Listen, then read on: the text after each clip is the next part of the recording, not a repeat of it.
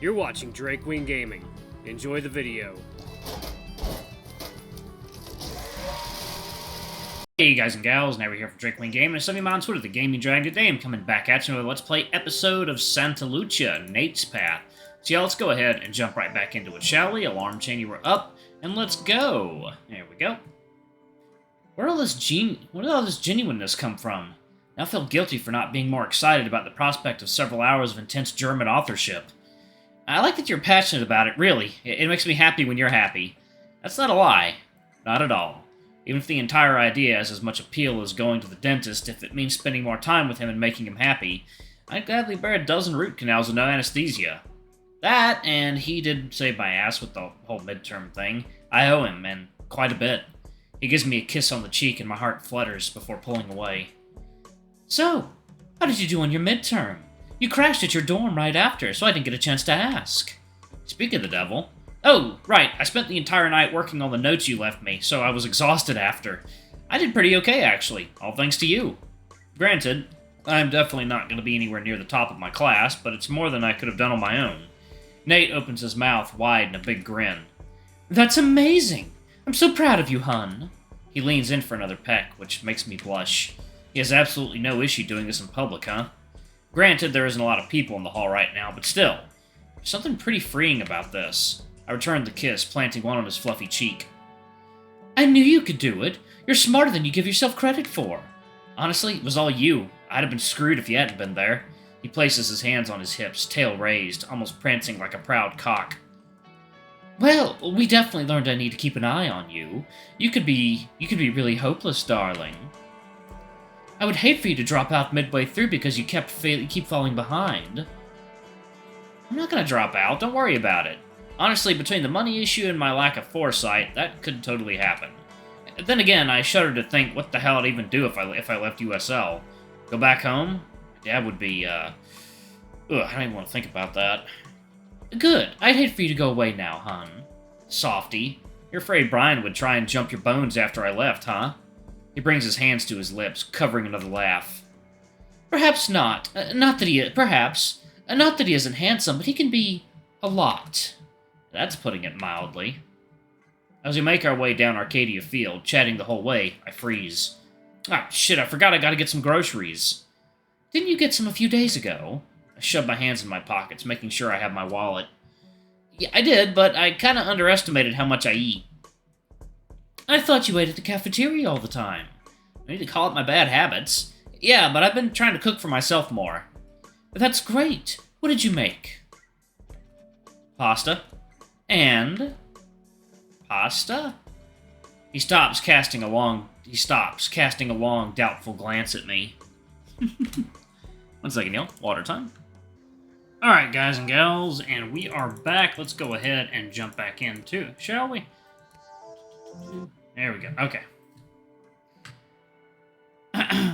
Ben? Hey, I tried making some bologna pasta. It just didn't end well. You just messed up spaghetti bolognese. Okay. That's quite impressive, hon. I let out a groan. I must look like an uncultured slob to him all the time. Well, I always heard it was easy, and you picked a traditional recipe? Yeah. How did you guess? He shrugs, his tail swishing left to right like a metronome. Pretty easy. The American version is basically ready-made, while the traditional version requires a lot of prep. And it takes forever to cook. He's got me dead on right there. Yeah, that's about it. I wanted to do it like my sister used to make it, but I never saved a recipe. And I ended up burning the sauce and everything got stuck together, and it all tasted like charcoal. His eyes soften as his hands find mine. I'm sorry, Ben. Don't let it discourage you, though. And making your own food is a lot healthier than eating at the cafeteria every day. And I think she'd be happy to know you're trying. I know. It's embarrassing enough having almost gassed out the dormitory kitchen, but retelling it makes my ears burn in shame. God, you're so cute. You know that? Now they're really burning. Tell you what, darling. Why don't we go to the grocery store together and I'll help you pick out what you need? Of course you know how to cook. His thumb rubs the back of my hand in a soothing motion as he looks up at me. Well, you're making an Italian dish, and my last name's Moretti, remember? Fair. Lead the way, my Italian prince. He makes a pleased sound, letting go of my hands.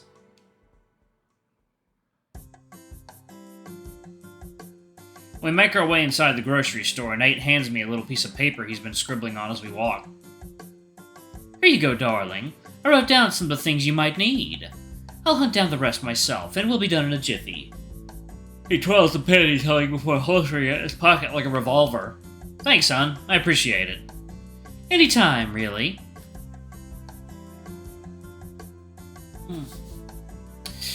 With that, he walks further up the aisle ahead of me, but not before he fans his fingers at me like he always does. My eyes drift down as he turns around. Hate to see them leave. Love to watch them go. I shake my head to regain my bearings, taking a look at the note he gave me. Okay, so... carrots, tomato paste, onions, celery, olive oil... That's a lot of stuff, but I should be able to manage, budget-wise. Oh hey, that's the same shit my fox does to me when I go shopping.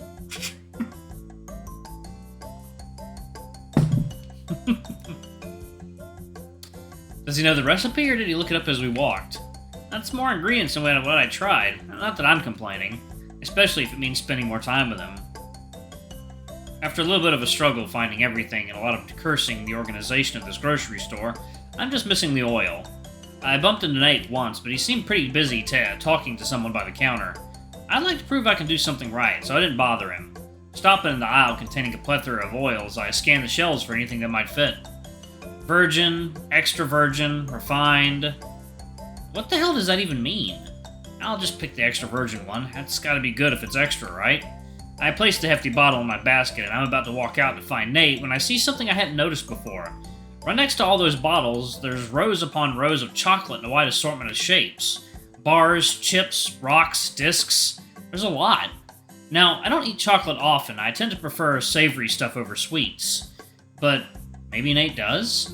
A nice fancy chocolate would make for a killer boyfriend gift, no? He's been helping me out so much, and he's such a gentleman about everything. Doesn't he deserve a little treat? Definitely. Hell, I've been trying to find something to gift him as thanks for helping with the midterms, but Nate is surprisingly tough to buy for. While he might wear what he likes on his sleeve, and talk about it for hours on end, it's actually kind of hard to figure out what to give someone with such eclectic tastes. I considered getting him a big book, but every idea I've tried to run by him he ended up already having read, and had a strong opinion about it. I know he's really into video games and theater and movies, but those are pretty out of my budget if I'm honest. So a fancy European chocolate is perfect. A guy like him is bound to love sugar. And European things. I can already picture him biting into it with all that dramatic flair he uses. What to pick? What to pick? There's a lot more chocolates than I ever realized there were. Some of these straight up sound nasty as hell. Wasabi chocolate? That has to be funky. Caviar? No. Maple and peanut butter? I don't want to kill the guy. Oh, but okay, you can give it to me then, because that sounds fucking great. In the end, I settled for a simpler and down-to-earth choice. Dark chocolate, with some nuts mixed in. It's from a brand I don't really know, and it's claiming to be 92% cocoa. I'm gonna assume the more cocoa, the better, right? Yep. Cacao. Or cacao. I've heard some people pronounce it cocoa, but I think it's pronounced cacao. Chocolate's never been my thing, but Karina loves her dark chocolate. I trot up to the shelf checkout laying around the same time Nate does. Ugh. Ben, just in time. Did you get everything? Yep, no sweat at all.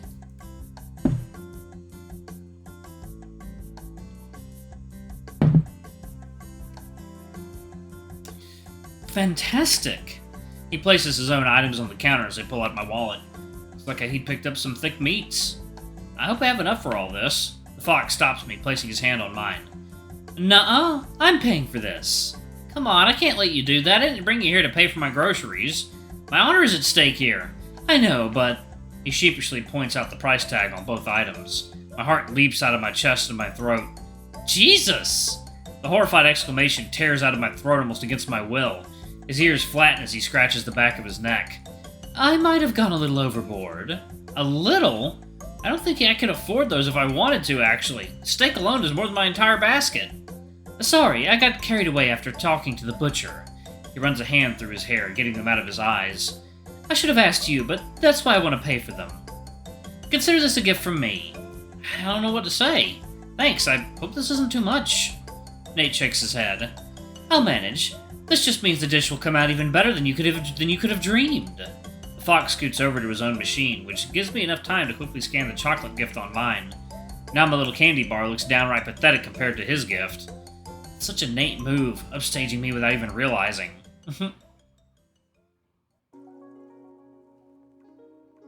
We step out of the store and into the Californian heat. I already missed the AC. Why's it gotta be so hot in October? This cat isn't built for this. We should hurry on back to the dorm and get everything inside. Do you have a fridge in your room? Just a small one. It might be able to fit a few of those things, but probably not all, though. I can put some of your stuff in mine if you'd like. I even have a small freezer compartment just in case. Thanks, that'd be really helpful. Anytime, dear. He looks up at the sky, his stride matching mine. We'll be back on campus in no time at all. I'd like to give him my gift now, but it feels so awkward for some reason.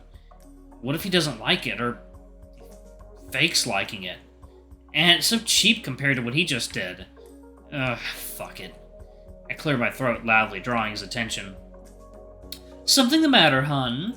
My ears flatten against my skull on instinct. I raise the plastic bag in my hand, rummaging in it to find the offending item. So, well, I thought you might like this, and since you've been so helpful and you're such a good boyfriend, I wanted to do something nice for you for once. The fox looks puzzled as I practically vomit a torrent of meaningless words at him and my fingers finally wrap around the bar at the bottom of the bag. I pull it out briskly and hand it over with resignation. I wanted to, give you this. I hope you like it. Nate takes it, studying the chocolate bar with an amused expression. Is this a gift? For me? Yeah, to thank you for all you've done for me. But it's kind of bad. I'm sorry, I'll try and do better next time. He cuts me off by grabbing my waist and pulling me close, resting his chin on my shoulder. You doofus, you didn't have to.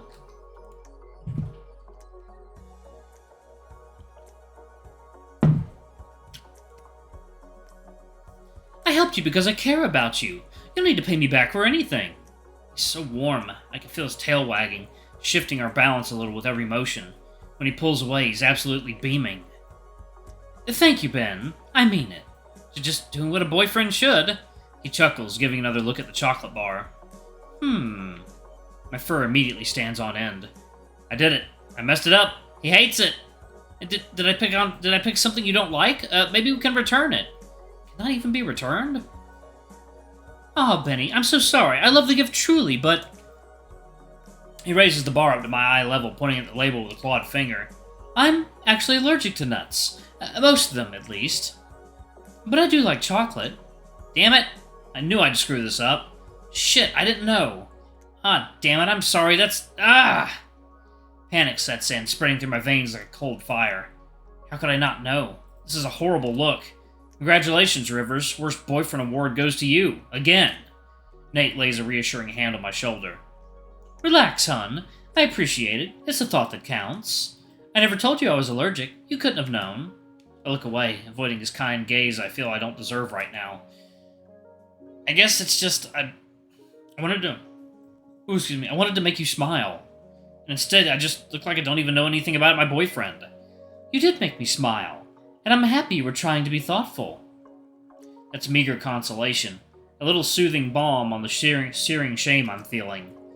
Of course, you had to go and buy me that expensive meat. And I got something you can't even eat. I look back at him, and he's got this little toothy smirk going on. I'm going to go ahead and pause it right there. Thank you all so much for watching. Don't forget to like, comment, subscribe, ring that notification bell, and check out our Patreon or YouTube memberships if you can. It always helps. Anyway, I love you all, and I'll see y'all in the next video. Bye-bye!